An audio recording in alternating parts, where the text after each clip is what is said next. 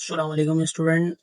आज हम सॉल्व कर रहे हैं एक्सरसाइज ऑन ज्योमेट्रिकल इंटीग्रेशन से रिलेटेड है। ये है इसका पार्ट 2, जिसके अंदर हम सॉल्व करेंगे क्वेश्चन नंबर 3। और क्वेश्चन नंबर 3 क्या है कि भाई आई बराबर है इंटीग्रेशन, इसकी अपर लिमिट है पाई 0 और अगेन इंटीग्रेशन इसकी लिमिट है 1 और -1 और सवाल है y sine square x d y और डी एक्स।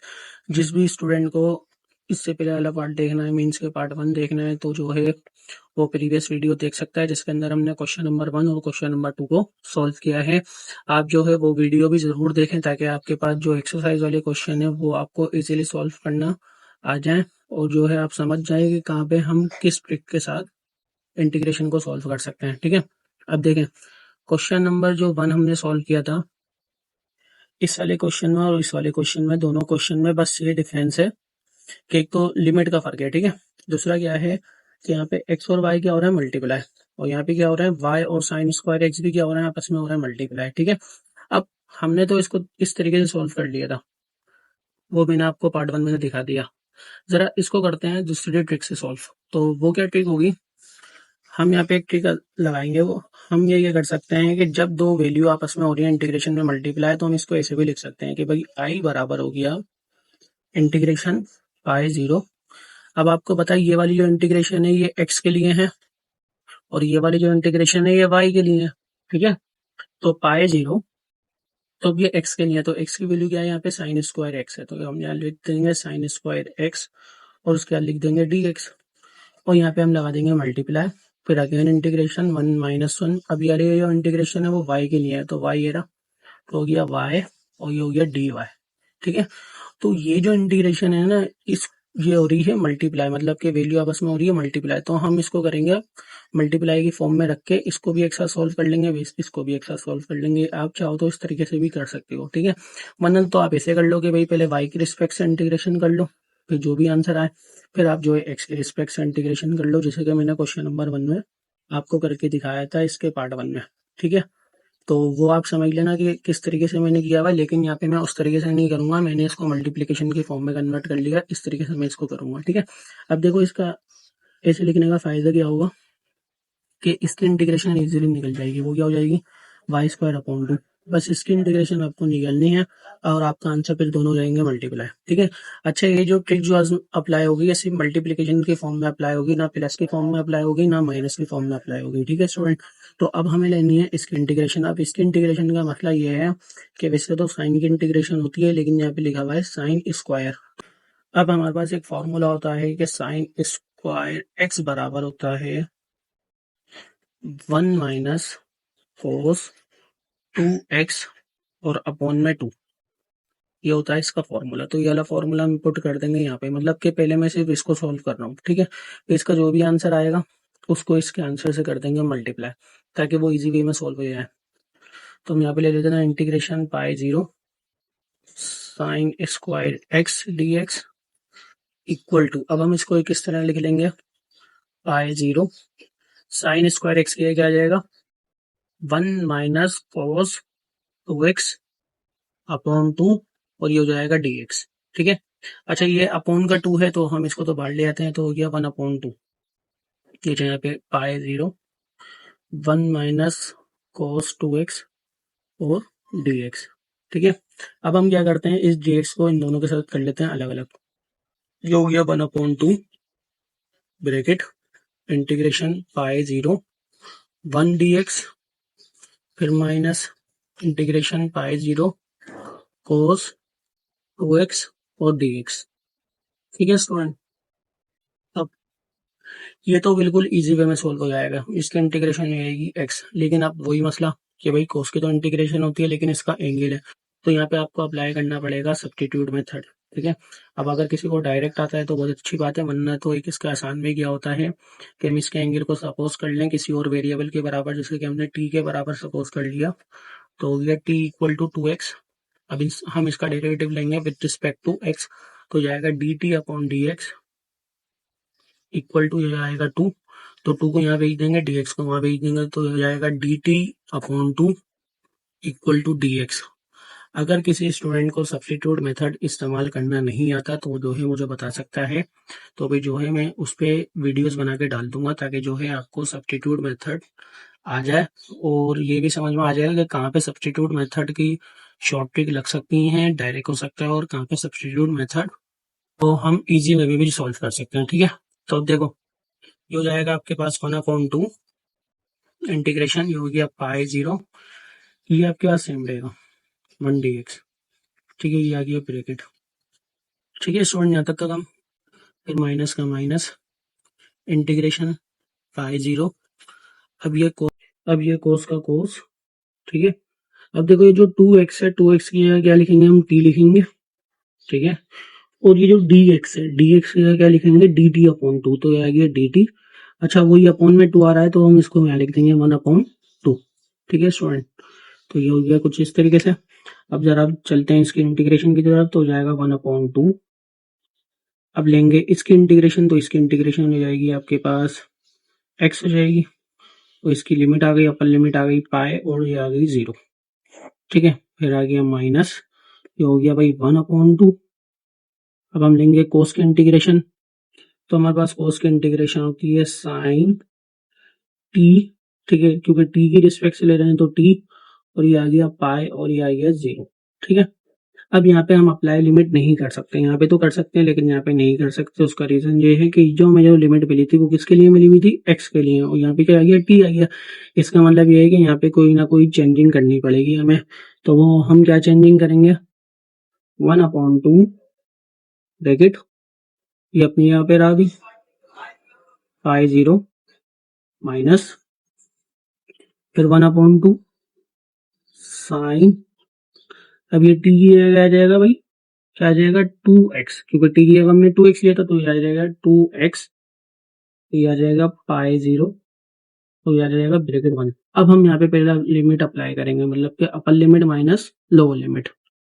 अब हमने यहाँ पे अप्लाई कर दिया भाई upper limit minus lower limit, तो हो गया 1/2। ठीक है, अब पहले अपर लिमिट कितनी है, पाई है, तो ये आ जाएगा हमारे पास पाई, फिर लोअर लिमिट कितनी है भाई 0। ठीक है, फिर माइनस रह गया हमारे पास 1/2। अब हमारे पास यहाँ पे अपर लिमिट कितनी है, पाई है, तो हो जाएगा साइन 2 पाई, तो ये हो गया साइन 2 पाई, फिर माइनस यहाँ पे लोअर लिमिट कितनी है 0, तो हो जाएगा साइन 2 0 ज़ा 0। ठीक है, तो हो जाएगा आपके पास 1/2, यहाँ पे सिर्फ बचा आपके पास पाई, क्योंकि पाई माइनस 0 0, यहाँ पे बचा माइनस 1/2।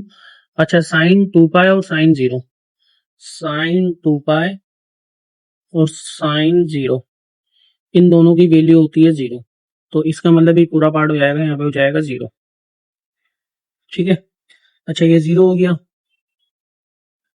अब क्या होगा कि जो हो जाएगा हमारे पास 1/2, ये पूरा हो जाएगा 0, तो यहाँ पे सिर्फ बचा हमारे पास पाई बचा। ठीक है स्टूडेंट, तो हमारे पास इस तरीके से ये जो हमारे पास था इंटीग्रेशन किसकी भाई, integration sign square x T x की, तो ये हमने पूरी सॉल्यूशन की, तो हमारे पास इसका आंसर क्या गया 1/2 पाई। अब जरा इसके इंटीग्रेशन कर लेते हैं, क्या है भाई 1 - 1 वाई और डी वाई। अब आपको बताए भाई इसकी इंटीग्रेशन क्या हो जाएगी, वो हो जाएगी वाई स्क्वायर अपॉन 2, तो इसकी लिमिट कितनी है, वो है 1 और माइनस का 1। अब यहाँ पे हम पुट कर देंगे upper limit minus lower limit, तो पहले हम 1 पुट कर देंगे तो हो जाएगा 1/2, ठीक है, 1 का स्क्वायर हो जाएगा 1/2, फिर माइनस, फिर हम पुट कर देंगे लोअर लिमिट कितनी है भाई -1 है, तो -1 का स्क्वायर हो जाएगा 1/2, तो 1/2 से हो गया हमारे पास कैंसिल, तो यहाँ पे हमारे पास बचा है 0। तो हमारे पास सवाल था I equal to integration pi 0 integration 1 - 1 sine square x, sorry y sine square x d y d x, फिर हमने इसको किस फॉर्म में लिखा, इस फॉर्म में लिखा, integration pi 0 sine square x d x multiply integration 1 - 1 y d y. ठीक है स्टूडेंट, तो अब इसका आंसर क्या आया हमारे पास, वो आया है 1/2 पाई, तो हो गया 1/2 पाई मल्टीप्लाई, इसका आंसर क्या आया हमारे पास, वो आया है 0, तो ये हो गया 0। जब हम इस पूरे आंसर को कराएंगे मल्टीप्लाई, तो हमारा आंसर हो जाएगा 0 यूनिट्स। ठीक है स्टूडेंट, तो इस तरीके से हमारा इसका आंसर आ गया। अब हम चलते हैं क्वेश्चन नंबर 4 की तरफ। क्वेश्चन नंबर 4 है स्टूडेंट, हमारे पास इंटीग्रेशन है जिसकी अपर लिमिट 2 और 0 है। फिर दूसरी इंटीग्रेशन है जिसकी अपर लिमिट 3 और -1 है। S T cube D S और डी टी। ठीक है, आपको पता है ये वाली जो इंटीग्रेशन है ये एस के लिए है और ये वाली जो इंटीग्रेशन है ये हमारे पास टी के लिए है। ठीक है, अब इसमें हम दोनों मेथड अप्लाई कर सकते हैं क्योंकि जब इंटीग्रेशन वाली जो अंदर वाली वैल्यूज़ हैं वो जब मल्टीप्लाई हो रही होंगी तो हम जो है दोनों मेथड अप्लाई कर सकते हैं। तो मैंने आपको लिए जो है दोनों मेथड से इसकी सॉल्यूशन कर दी है ताकि आप जो है इजीली इसको समझ सको। तो लिखा हुआ है जैसे आई इक्वल टू, अब ये वाली इंटीग्रेशन किसके लिए है, टी के लिए, तो हमने लिखा इंटीग्रेशन 2 0 और यहाँ पे क्या है टी टी क्यूब है डी टी, फिर मल्टीप्लाई ये वाली जो इंटीग्रेशन है ये किसके लिए है, एस के लिए, तो ये रहा एस और ये हो गया डी एस। ठीक है, अब आप ले लो इसकी इंटीग्रेशन, तो टी क्यूब की इंटीग्रेशन होती है T4/4 और इसकी लिमिट आ गई 2 0। इसी तरह एस की इंटीग्रेशन ले लो, वो हो गई S²/2, इसकी इंटीग्रेशन आ गई 3 और -1। अब यहाँ पे हम कर देंगे अप्लाई लिमिट, तो फॉर्मूला होता है upper limit minus lower limit, तो टी की आ जाएगा 2, तो 2/4/4 माइनस फिर आ जाएगा 0/4/4। इस तरह मल्टीप्लाई एस की जगह आ जाएगा 3 का स्क्वायर/2, फिर माइनस, फिर हम यहाँ पे पुट करेंगे -1 का स्क्वायर। अब -1 का स्क्वायर होता है +1, तो हो जाएगा 1/2। ठीक है, तो ये पार्ट तो हो जाएगा 0, तो 2/4 होता है 16/4, यहाँ पे आ जाएगा मल्टीप्लाई 3 का स्क्वायर होता है 9, तो बचा 9/2 -1/2। 9/2 -1/2 एलसीएम ले लेंगे तो हो जाएगा 2, तो 9 में से 1 गया, बचा हमारे पास 8, तो यहाँ पे बचा 8/2, तो हो गया 4 1 4, 4 2 8, 2 से 2 कैंसिल, तो हमारे पास बचा सिर्फ 16 यूनिट्स। ठीक है, तो इस मेथड से हमारा आंसर आया 16 यूनिट्स। अब दूसरा मेथड देखते हैं, ये है इसका सेकंड मेथड। अब सेकंड मेथड में बस ये फर्क है कि पहले आप इंटीग्रेशन करोगे एस के रिस्पेक्ट से, फिर जब भी जो आंसर आ जाएगा फिर आप इंटीग्रेशन कर दोगे टी के रिस्पेक्ट से। ठीक है, ये दोनों मेथड आप मल्टीप्लिकेशन की फॉर्म में कोई सा भी एक मेथड अप्लाई कर सकते हो, लेकिन जब प्लस माइनस की फॉर्म होगी तो आपको ये सेकंड मेथड ही अप्लाई करना है। ठीक है, अब सेकंड मेथड में क्या है, पहले हमें इसकी इंटीग्रेशन लेनी है with respect to s. S के इससे इंटीग्रेशन लेंगे तो ये जाएगा S²/2। अब टी क्यूब इससे मल्टीप्लाई हो रहा है तो टी क्यूब का टी क्यूब। इसकी इंटीग्रेशन की लिमिट कितनी है, 3 और -1, ये आ गया 3 और -1 और ये आ गया डी टी। अब हम यहाँ पे कर देते हैं अप्लाई लिमिट। अब लिमिट कितनी है हमारे पास, वो है 3 और -1, तो एच की जगह आ गया 3 का स्क्वायर/2, टी क्यूब का टी क्यूब माइनस, फिर आ गया -1 का स्क्वायर हो जाएगा 1/2 और टी क्यूब का टी क्यूब हो जाएगा डी टी। ठीक है, तो 3 का स्क्वायर हो गया 9/2 और हो जाएगा -1/2 टी क्यूब, इसका हम ले लेंगे वही एलसीएम, तो 9 में से जाएंगे 1 इस तरीके से, तो बचेगा हमारे पास 8/2 और टी क्यूब का टी क्यूब, तो हो गया 2 1 2, 2 4 8। अब ये जो 4 है कांस्टेंट है तो हम इसको जो है बाहर निकाल लेते हैं, तो यहाँ पे हमारे पास सिर्फ इंटीग्रेशन बची है 2 0 टी क्यूब और डी टी। अब हम इसका इंटीग्रेशन ले लेंगे विद रिस्पेक्ट टू टी। ठीक है, जब हम टी के रिस्पेक्ट से लेंगे तो हो जाएगा T⁴/4, तो 4 से 4 हो गया हमारे पास कैंसिल। इसकी जो लिमिट है उसको अप्लाई कर देंगे, upper limit minus lower limit, तो हो गया 2/4 फिर -0/4, तो इसका पूरे का आंसर हो जाएगा 0 और इसका आंसर हो जाएगा हमारे पास 16। तो इस तरीके से दोनों मेथड में हमारे पास आंसर सेम आया है। जब हमारे पास इंटीग्रेशन मल्टीप्लिकेशन वाले प्रोसेस में होगी, मतलब कि इस तरीके से प्रोसेस में होगी, तो आप चाहे मेथड 1 लगाओ मेथड 2 लगाओ आंसर सेम आएगा। लेकिन जब बीच में प्लस या माइनस होगा तो जो है फिर आपको यही वाला मेथड अप्लाई करना पड़ेगा, मतलब कि पहले एस के रिस्पेक्ट से और डी टी की रिस्पेक्ट से, मतलब जो भी पहले यहाँ पर है उसके रिस्पेक्ट से लेना है फिर इसके रिस्पेक्ट से लेना है। ठीक है।